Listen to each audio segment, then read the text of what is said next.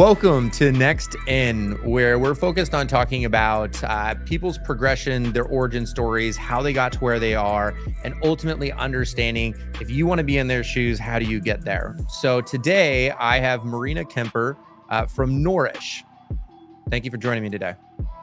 Awesome. Thanks so much for having me, Shane. Super excited to chat. Absolutely. So where are you coming from today? I'm actually born and raised San Diego. I'm a West Coast person, but I live in New York now. Awesome. What got you to go from one coast to the other? So we're from California, now in New York.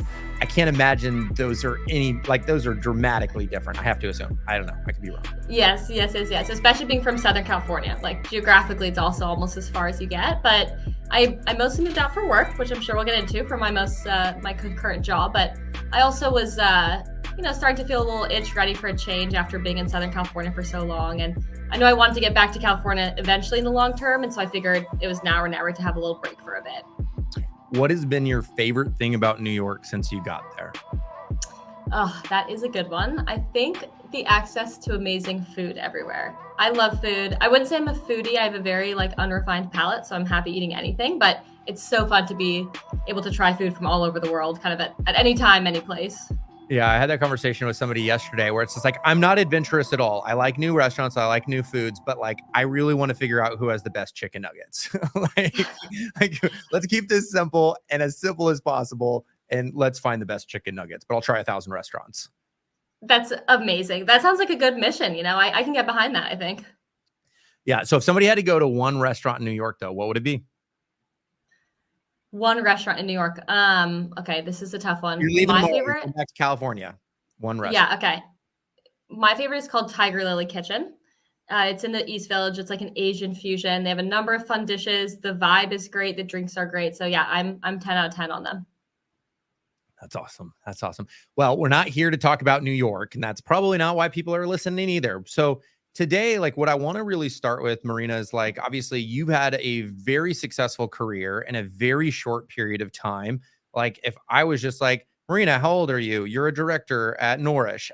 Most people probably wouldn't believe what you are, which is incredible. And so I have to imagine there's a lot of people like you at your age that wishes they were in your shoes. But before we go into where you're at today and what you do, I would really want to understand what even got you there, right? So I'd love to start with, maybe high school and how you made your decision to get into college, what you did in college, what you did afterwards. I really want to go back to your origin story and just kind of figure out what motivated you and how did you have such a, successful career so far? Well, I appreciate that, first of all. So thank you. Thank you for the compliment. Yeah, I think I'll chat you through those. I honestly think a key theme of mine has been just really taking things one step at a time. I'm not someone who's ever totally had the answer growing up of this is what I want to be when I grow up. I still feel like I don't know what I want to do in the long term. And so hopefully people leave feeling comforted. If you don't have the answer, that's okay too. But yeah, as mentioned, I was born and raised in San Diego. Growing up, loved doing everything outdoors. I'm very sporty, not very artsy. And so, and really loved school and learning as well. And so for college, I went to UCLA. The decision to get there, similar to the theme, was just I feel like it was a 1-second decision where I was oh, it's a beautiful campus. I love Southern California. I want to try out Los Angeles. So UCLA sounds great. And while I was at UCLA, I ended up studying business economics. Similarly, didn't know exactly what I wanted to do. So I figured business was a safe bet. I liked working with numbers. I thought it was interesting to think about what it'd be like to kind of build something from the ground up. And so, as mentioned, I really wasn't so certain what I wanted to do with my business degree. I feel like I didn't even at the time have a great idea of what even all the options were out there. And so as I was kind of preparing to leave UCLA and figure out my next move, I ended up kind of hearing about the industry of management consulting as a whole. And it totally spoke to me. I was wow, an opportunity to go and kind of work in a variety of different with a variety of different companies in tons of different industries and projects and job functions. You essentially get a little bit of everything, and it's the perfect kind of sandbox to learn and figure out what you want to do next. And so leaving UCLA, I ended up going into management consulting. I worked at a company called Bain out of Los Angeles and was there for about 4 years. Worked on a variety of different projects, kind of every industry and topic under the sun. I spent a couple of years too while I was there in our private equity group. So doing kind of a little more financial services. And, I really enjoyed a lot of the aspects of Bain. I think it was like an amazing place to start your career. I think they just really build like a skill set and a toolkit that you can really take wherever you go. So I was so grateful for that and love the variety of work, love kind of always having new things to learn. That being said, I did feel like I was kind of missing a little bit of something. And kind of towards the end of my Bain career, I started to feel like, okay, like I really want to be, I don't want to feel like I'm on like the outside looking in as much anymore, which you naturally do in consulting. You always have a bit of that dynamic. And I really want to be an operator. I want to figure out what it's like to kind of actually build something and truly have ownership start to end over something. And so that led me actually to go work at a small autism therapy company that was located in Los Angeles. And that was my first like real foray into healthcare. I dipped my toes in the water a bit at Bain, but this was my first time doing it more fully. And, you know, I was hired on to kind of help with one other person build out their strategy and operations function, and end up absolutely loving that role. It was so fun to be patient facing. It was fun to do something that like I was really passionate about and felt like was making the world a better place. And I really loved the actual work of like taking a function that didn't really exist and building it from the ground up and setting up structure and processes and systems that would hopefully be there for a long time to come. And so leaving that, I thought, okay, well, how can I do this at even a broader scale? Like as opposed to just building up one function from the ground up, is there a way that I could actually go and help build like an entire company from the ground up? And at the time, I was like very serendipitously connected with the founders of Nourish, which I'm sure we'll talk about. And it was in the super early days, like right as they were getting started, like figuring out even what the business model is and what it would look like. And so I ended up just feeling like, you know, this feels like just the perfect move for me right now. I've always had a really strong interest in nutrition also, like on a personal level. And we'll go into what Nourish does a little bit later. But, you know, I have an autoimmune disease. I use nutrition to treat it and kind of went through that on my own. And so the idea of Nourish, which is a company that works with like dietitians to help patients get nutrition therapy, like to me, the idea of kind of building that was just so spot on to something I was passionate about. And I just totally saw the value. And so ended up leaving and again, joining the Nourish team. I started off as a very generalist ops person. Like when I joined, it was pretty much just the founders and a couple other people, and did a little bit of everything under the sun as you do in an early stage startup, which I loved, like that part of consulting, the variety, the newness, the kind of constantly having your hand in a bunch of different pots. Like that was very, it's always been very exciting to me. And over time at Nourish, have really started to specialize in the business operations side of the business. So as mentioned, I'm now director of business operations. So I have like 3 teams underneath me at Nourish. It's our customer experience, revenue cycle management, which is a fancy healthcare term for like revenue, financials, et cetera, and then credentialing as well. And it's been just such a fun journey, start to finish. I'm absolutely loving my time there. So no complaints. As you like, so you went from consulting to a startup and then now you're at Nourish. Like, why do you believe in some ways you've been able to get into a director role? Like what got you there? Right. So I think a lot of people, sometimes people overlook it. Some people know exactly why, but like, what do you think allowed you to get there and to be successful in comparison to some of your peers that you know that aren't where you're at?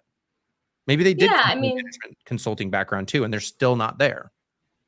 yeah, that's a great question. I think I do think, yeah, management consulting is first of all like a great foundation to build off of. And it teaches you a lot of the like director level skills, let's say, of bringing in structure and process where there is none. I actually think going to a really early stage startup is one of the best levers, right? Like if you want to have a more senior role, typically you actually have to go to an earlier company if you're young in order to do that. It's rare that someone, let's say of our age, is going to be hired on at like a Facebook or Google today to director level role, because those jobs are already filled and there's a very big structure of how you actually get there. And so I think like the startup world ends up being high risk, high reward for a reason. And so the earlier go, typically there's not people there building the business yet, which means you can be that person who comes in and takes that ownership. And so as long as you kind of have the stomach for it, I think that's actually kind of one of the best routes to be able to like really test yourself and up level your skills from day one, pretty much.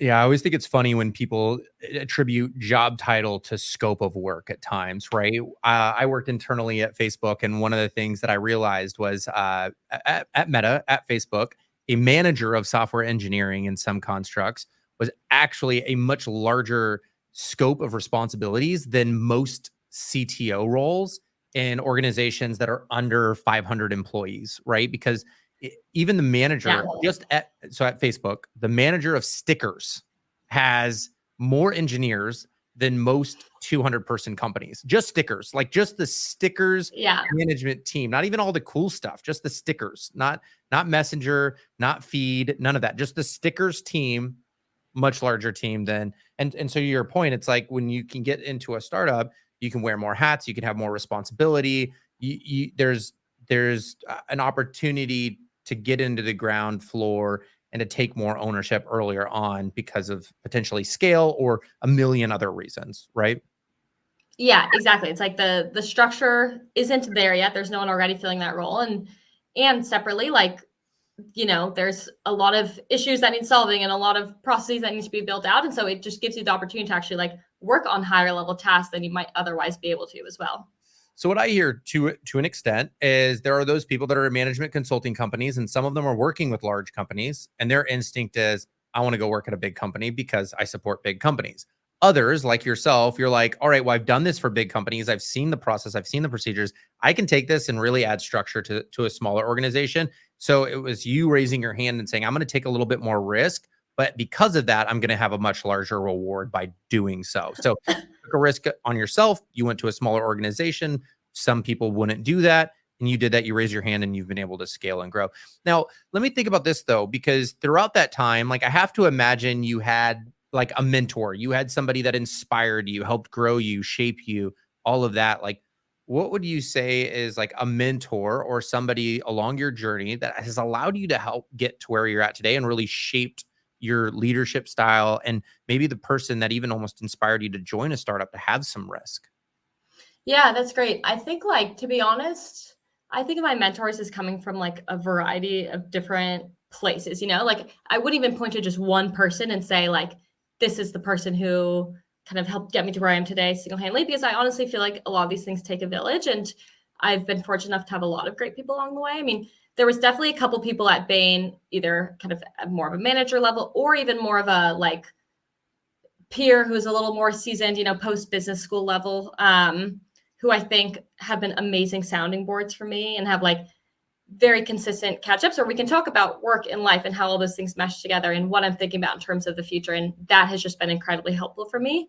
And I'd say even at Nourish now, like our founder and CEO, Aiden, he's an awesome mentor to me. I've learned a lot from him and from the rest of the Nourish team too. And so it comes from a lot of different places. The last piece I'd say is like friends and family. Like I have, a friend or two who's gone out and started their own startup.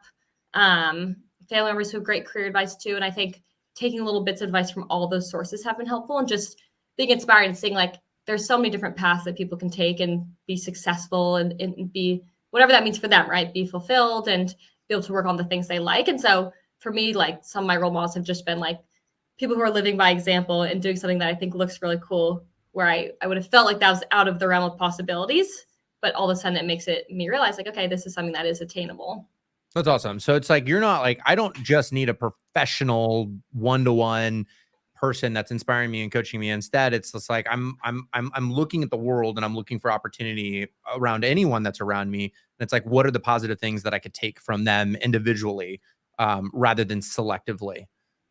Yeah, exactly. And I think like so much of life is intertwined, right? Your personal, your professional, social, like all of those things have impacts on each other. And so for me, like the people who've really shaped me, like can help me see through all the aspects of whatever big decision or thing I'm working on and can take all those things in stride. Like obviously, for instance, going to Nourish was a big career decision, but it was also moving to New York. That's a big life decision as well. And so having people who could talk through like all those different aspects, I think was really crucial for me too. Yeah. And so like if somebody were to join Nourish today, right? And they were to ask you, or we were to ask you, or anyone was to ask you, what are some like core principles or values that you believe they need to be able to internalize from day one to set them up for long-term success? What would you say? So I'm joining your team and I'm like, what are the principles I need to have? What are the values that I need to have to see long-term success? What do you imagine those to be?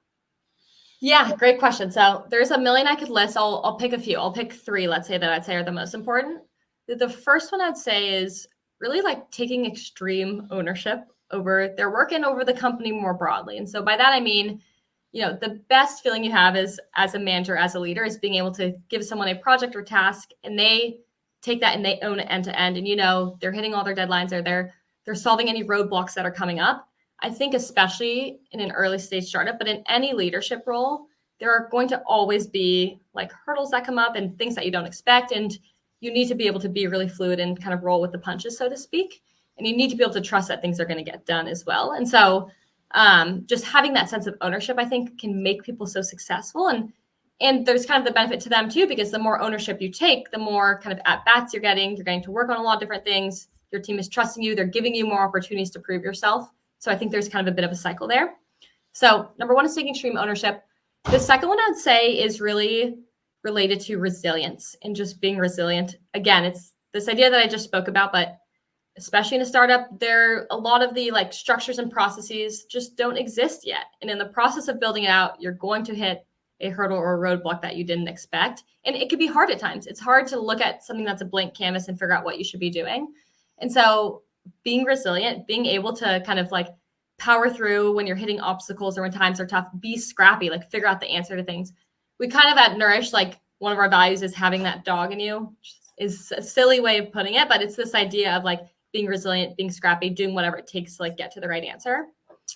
And then the third one I'd say, and this is true, I'm sure everywhere, is just to really be interested in learning and growing in like personal and professional development. I think the people that I've seen that have had the like best trajectory at Nourish with growth, so to speak, are people who are constantly trying to learn and grow more, right? Like all of us are static.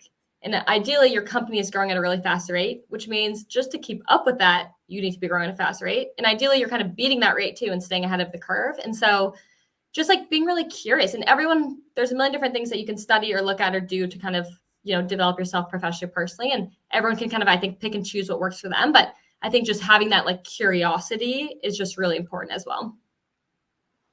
Yeah, that's really interesting.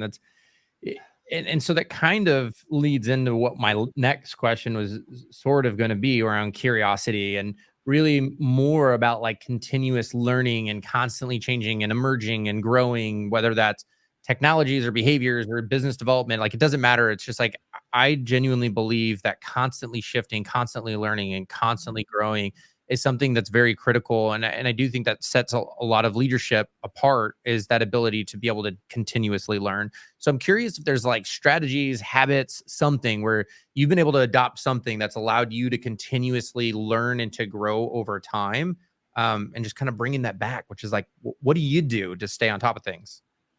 Yeah, that's a great question. I think there's like a few different avenues that I take, and they kind of ebb and flow, right? Depending on where I'm at with work and other things. There's like the learning with your kind of more structured classic learning, right? So for instance, I'm on a lot of newsletters that I find very thought-provoking, and I try to keep up with the general news, but then also certain topics related to like leadership and industry and things like that. So like newsletters, books, podcasts, whatever. That's like a big group for me of learning.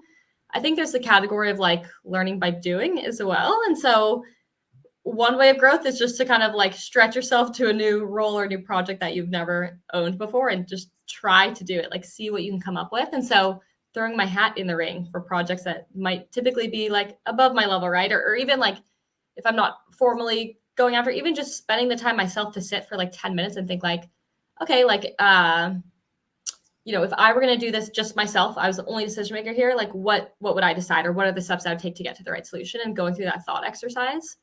And then the last one too, we kind of chatted this already. I think like having a good network of people that you can chat with and learn from, like, I think that's a huge way to just accelerate the speed of your learning. And so whether that's like other people in the industry that you just catch up with regularly and like trade news and ideas and things you're working on, or whether that's, again, more of like mentor-like roles where you can be having maybe higher level career discussions or things like that. I think kind of all those are different avenues that I use to various extents. Yeah. So I kind of want to ask this a little bit too, which is like you mentioned podcasts and you mentioned books. Like, what is a podcast that you listen to? What's your favorite thing about it? And what is a book that you've read that you would recommend to anyone? Oh, that's a great question. Okay, podcasts. I really go through phases with my podcasts. Right now, I'm really in a knowledge project phase. Have you heard of that one? Mm-mm.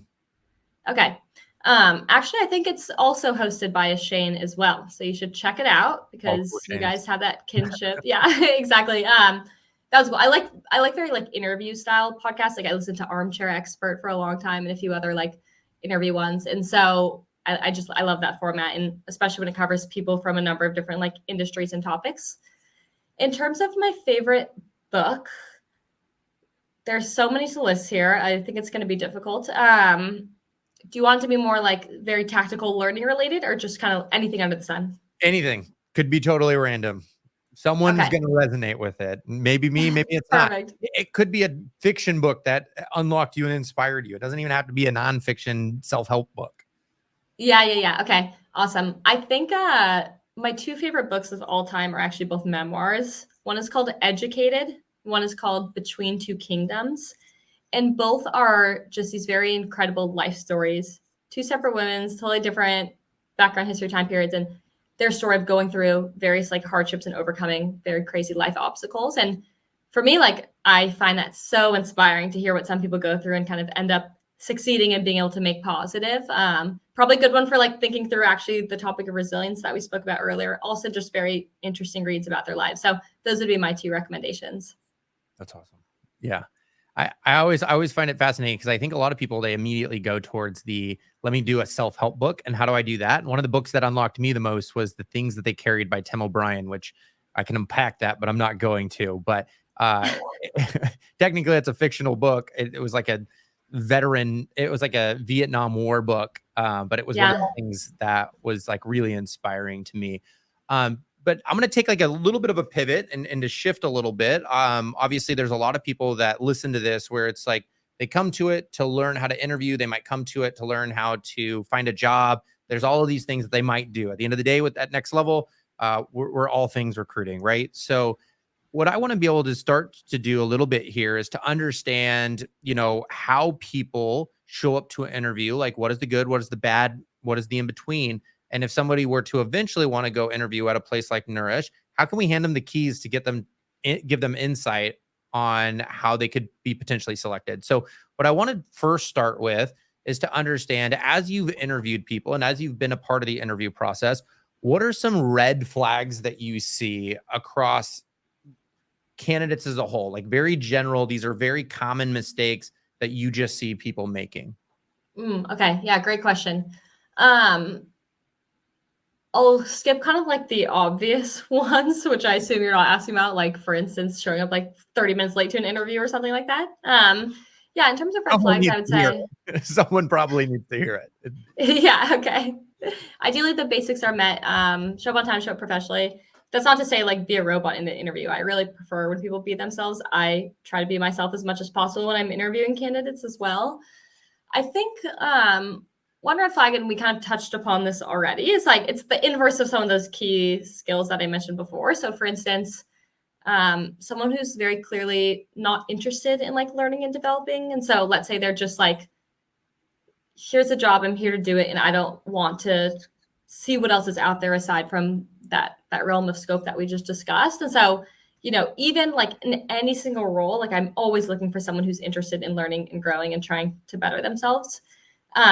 Again, that piece of like, if it's clear that they're either not willing to take ownership or maybe not being able, like not willing to be accountable for mistakes they've made in the past or things like that. Like, I think one important thing of any employee is to always come in like low ego and be humble. And it's okay to make mistakes. We are all going to make mistakes in our job. The important thing is just how we then react to them and try to remedy them. And so if someone basically has an attitude where they're not willing to admit that they've done something wrong ever, for instance, or there is a solution to it, right?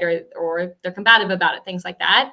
Yeah, overall, I think with interviewing, it's really just about showing like why you yourself care about the company. So come prepared, knowing a little bit about the company, be able to talk about why you're passionate about that in the role, and then showcase great examples of ways where you've been able to take a lot of ownership or solve a key problem that the company was facing, or really take a process to the next level. Because I think those things as a whole are what's going to really show that, hey, I can come in anywhere and I can hit the ground running and I can make a difference. And let me ask you even in a different way, which is like, can you remember a time where maybe you interviewed somebody where you were pleasantly like surprised, like somebody did something that was just like, oh my, like what, like how did this happen? Like, have you ever had one of those moments that's like so memorable? You're like, this was one of my favorite interviews, and these are the reasons why it was such a positive experience. Yeah, so this is actually also to the point about like being yourself in an interview. There's one role where I was hiring where there's a bit of a like project case study component to kind of really see how they worked, have them see what it's like to work at Nourish, and kind of for us to then have a collaborative like meeting working session on it. And they were, supposed to come with like a work assignment that of a process they'd helped optimize, a few other things. That's like the very high level of it. And when they got to the interview, they told me like, I'm so sorry, but I can't actually, like, all of my work is very confidential and I can't actually show an example of a work product here. And so instead they actually pulled something from their personal lives to show, and it ended up totally like blowing it out of the park. I won't go into like every nitty gritty detail, but they essentially had like an Excel spreadsheet they made for their personal life related to clothes they'd like thrifted and the return on investment on those clothes. And it was just the most like detailed, organized thing. They'd taken it into so many different interesting ways. And I just left feeling like, wow, this is awesome. Like they totally like understood the assignment, so to speak, of like they understood what we were actually trying to get at and what we were trying to solve for. And they found a creative way to be able to show that and show their personality in the process. So I really end up loving that. I love when people are creative with things like that. Which is incredible, because it could have been that person could have been very dismissive and said, sorry, I don't have any example to show you. Therefore, I'm unwilling and unable to do what you're requesting. And that is a very common answer when somebody's like, give me a case study of your past work. And they're so Yeah. literal, so one-to-one, that showcases that they have like, and that person would thrive really well in a large organization, would struggle a lot in a startup where it's like, we just need you to take initiative, and apply it somewhere else if you can't do it in a big, so that showcases the difference between somebody that probably operates in the enterprise versus somebody that's willing to get get creative in the startup world, where they need to be a little bit more inventive and innovative, etc. That's really interesting and kind of inspiring. Yeah, it's totally spot on. Like you said, it shows that resilience piece, the problem solving piece, and it was just fun too. It really showed a bit of their personality. So I couldn't agree with that more. Yeah. So I guess how I want to close up on this a little bit here is like, Nourish, are you guys hiring? Are you guys growing? Like, is there anything specific that we can do a shout out with you guys for? Yeah. Okay. Great question. We are hiring a ton of different roles right now. So I would encourage people to go to our website, which is usenourish.com, usenourish.com. And we have a careers page, which explains a lot more. I realized let me give the like 1 minute overview of Nourish, because I realized I never explained that and people might be curious. And so we are a national telehealth nutrition therapy provider. And so what that means is we have a ton of awesome dietitians, and we connect our patients with dietitians for virtual medical nutrition therapy. For anyone out there who's not seeing a dietitian, which I'm guessing is the majority of people, it's very similar to kind of standard therapy, so to speak, where you get matched with a provider, you share your medical history, and then together you kind of like align on what your goals are, you align on an action plan to get there, and then you're meeting with them every single week, getting support from your dietitian until you can actually accomplish your goals. And, we work with pretty much every condition under the sun, whether you have something you're trying to work through, like a food allergy or autoimmune or heart disease or diabetes or whatever it might be, or you're just trying to figure out what it's like to eat healthy. And the best part is that we get it all covered by insurance. That's our huge thing. And so, yeah, we've been growing like crazy. As mentioned, I've been there for about 2.5 years now. We went from about 5 or 10 dietitians to now right around 1,000, which is a huge milestone that we're excited to hit. And we're hiring across like pretty much every department in the company. So if you have experience in like engineering, clinical ops, business operations, growth, marketing, people operations, we're hiring across pretty much all of those. And we'd love to have some more applicants. How can somebody make themselves stand out if they go to apply to Nourish? Yeah, great question. I think like just hitting upon those key skills that I mentioned earlier, like one I think would be do a little research on the company and like show us that in the application. Anytime someone takes the initiative to go that extra step, I think we really notice that. And we know that someone took time out of their day to kind of learn about who we are. And we love hearing where people resonate with the Nourish mission, because we do want to hire people who are really passionate about it. So doing a little bit of extra research on Nourish, really showing ways that you take ownership or you overcome obstacles or you've found creative solutions when you thought that there were none. Anything like that is what we look for as well. So those would be probably the 2 main tips I would give. And if somebody wants to get a hold of you directly, what is the best way to get a hold of you? Email is going to be the best. So that's my name, Marina at usenourish.com. Perfect. Well, Marina, I really appreciate you taking the time to chat today. And I really appreciate you kind of sharing your story and everyone else that's listening, the million people, also are thankful. I'll thank them for them. So appreciate it and have a great day. Awesome. Thanks so much, Shane. This was fun.